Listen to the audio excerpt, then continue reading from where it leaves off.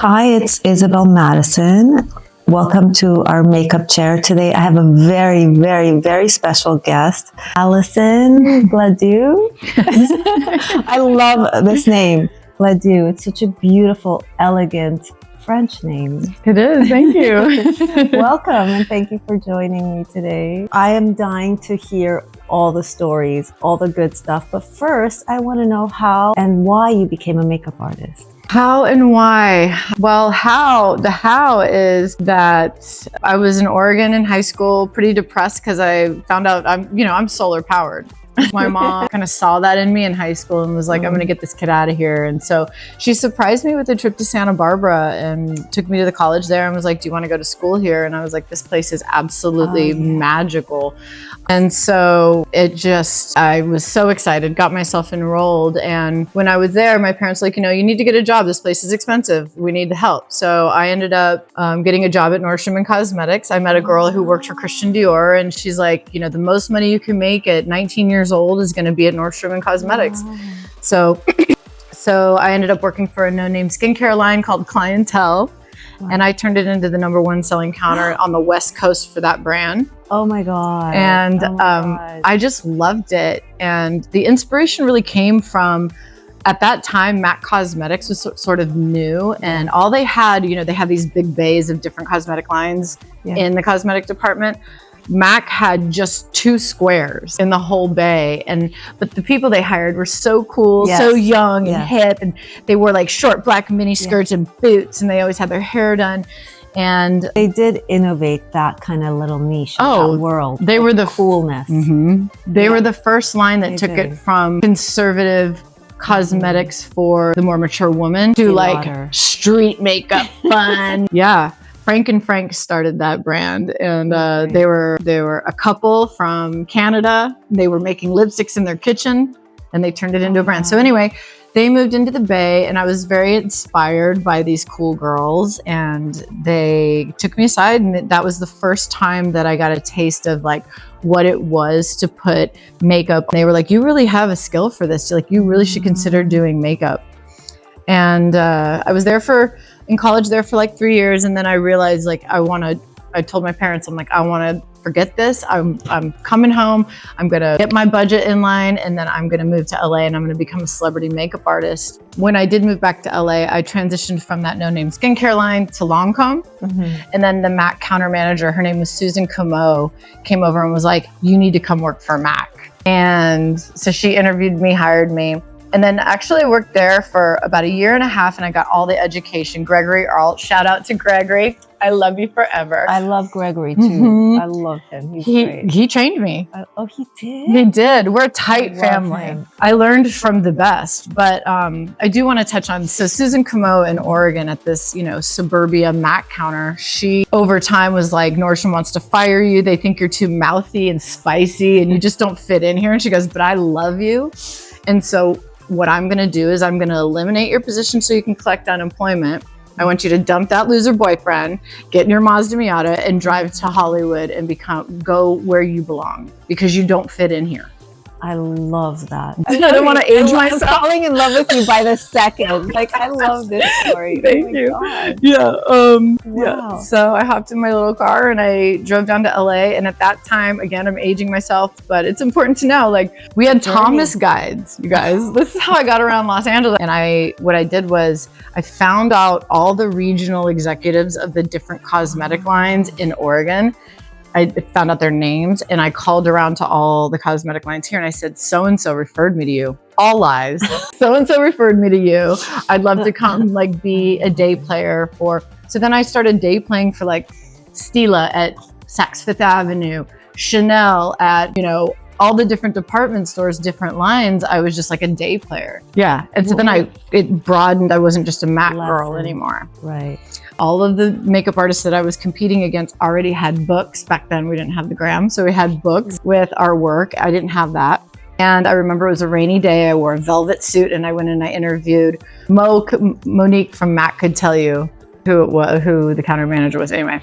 So I interviewed with these 2 women. I was so nervous. And then eventually I got the call and they basically called me and they said, we loved you so much that we decided to create a 30-hour position for you if you're interested. hung up the phone, threw it across the room, jumped up and down, was so excited. So yeah, I worked at MAC for a while, and then while I was at Beverly Center, I got to do Pink's makeup. I got to do Paris. I did. Would they come to you? They just came in. They like walked in, that's when MAC started really coming in hot. Yeah. Like to the point of the store would get so packed. We had security that would let people in as people left because it was so jam packed.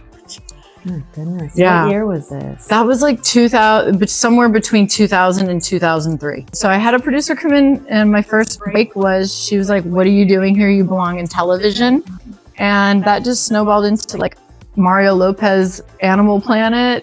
I mean, I guess the rest is history. And how long have you been on Dancing with the Stars? I believe I started 2011 fall season. So what are we now? Now it's 2025. Oh my goodness. My son, my youngest son, who is 21, told me he's watching Dancing with the Stars a few nights ago, or a few weeks ago. Kids that never even watch TV. I loved it. I was like, wait, what? We're all loving the space and the experience. How much fun? First of all, how do they do it? Like, it's hours and hours. And how do you do it? Hours of like, what does a full day look like on Dancing with the Stars? Okay, I'll start at the beginning. It is a full day. Xena assigns basically a pro and a celeb to each makeup artist. There's 10 makeup artists on the team. 2 of them are body specific artists, and the rest of us do faces. Each artist gets a pro and a dancer. We can put in a request when we find out who the pros are early. We can put in a request to Xena of who we think we'd like. Xena ultimately makes that decision based on personalities, like personality matching. And that's how actually I got Alex. The call times range between 5:30 in the morning and 7 a.m. Mm-hmm. We have 20 minutes to set up completely, which a lot of us will set up the week before and cover our stations to some degree. And we have 20 minutes to set up. And now that I'm doing a lot more socials, it's like the setup, I get there early because the setup is like a whole thing.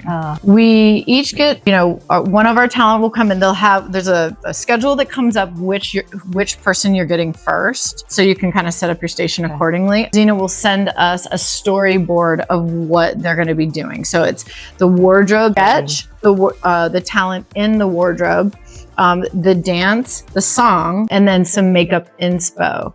Years ago when I first started, we would get, this is the look you're going to do. Mm. Since we've all been a team long enough, and there's a lot of trust from production and through Xena, she gives us full reign. And also we discuss with the talent, like what's comfortable for you. Right. So we sometimes show them the storyboard and say, I'm familiar with what you're wearing. I know what you're dancing to.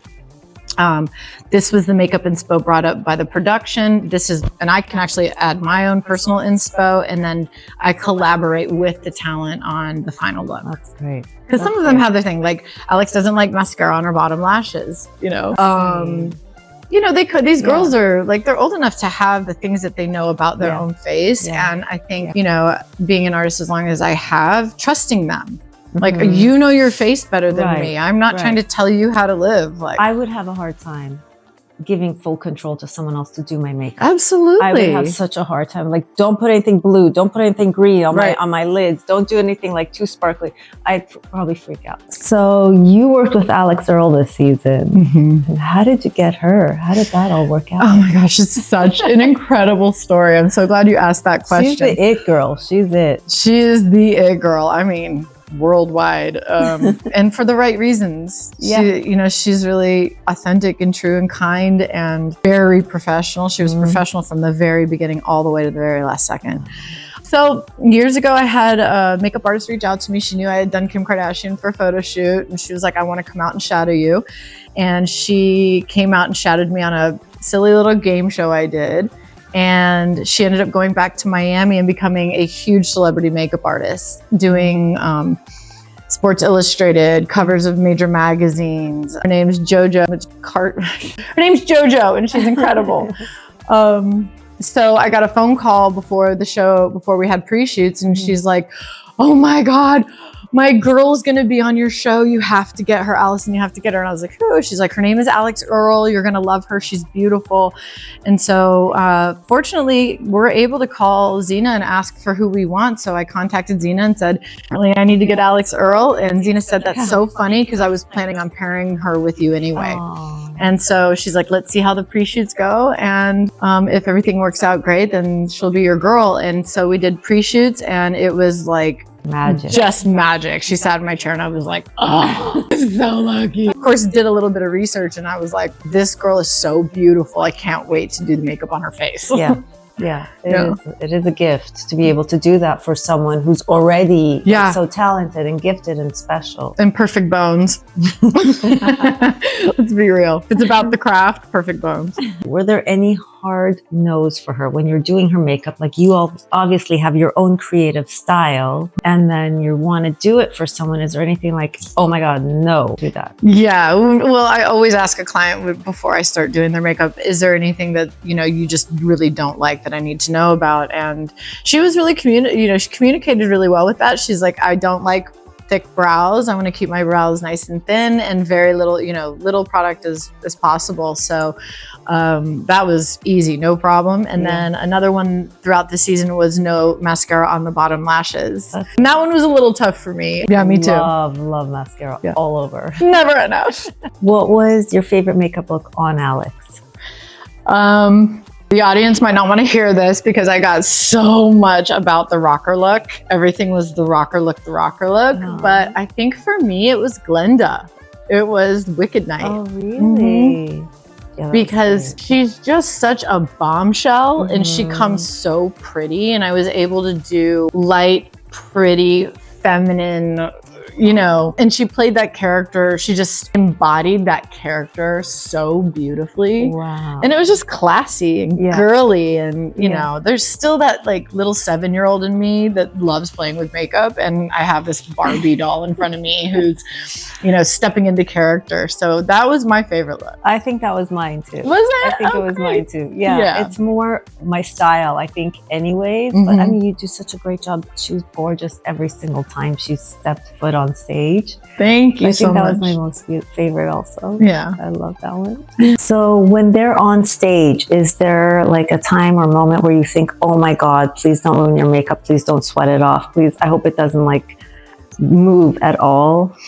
I would say no to that just because, unless like with Charlie D'Amelio and Mark Ballas, we did a whole situation where she was dancing with her shadows. So he was all dirty and black. And when that happens, you're like, oh my gosh, please don't rub or, when you're in rehearsal, don't blacken up her face because she's got to go.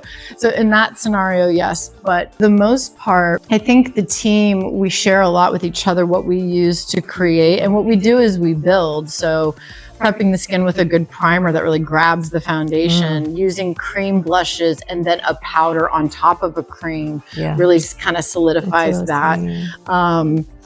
Layering. So it's like, the highlighter, the cream foundation or the cream blush, then the powder blush, then a powder highlighter. Like you're just like, putting it on. On and on and on and on.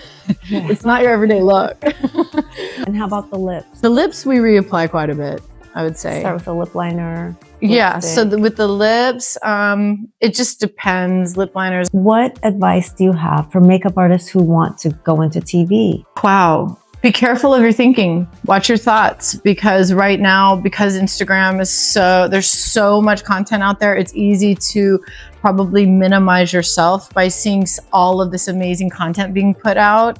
It's intimidating. It is. So stay away from intimidation. Stay true to yourself, your own personality, your uniqueness. Don't try to be like everybody else. Your uniqueness is what makes you shine. And listen more than talk to your talent, even though I'm talking a lot in this area. No. This is all about you. This is really, but that's really good advice. Read the room. Yeah. As you start working with clients, really read the room. Know when to stay quiet. How do you avoid burnout during a long day on Dancing with the Stars? My dogs. I come home to little fluffy fur babies that root me, but ultimately meditations. I will start my day with a meditation. I will sometimes midday just take a breath, even if it's 3 minutes, to just, because a lot of everything is going outward. Like energy is going like this all day. Thank you for saying that. I don't think people realize it. Oh, no, for sure.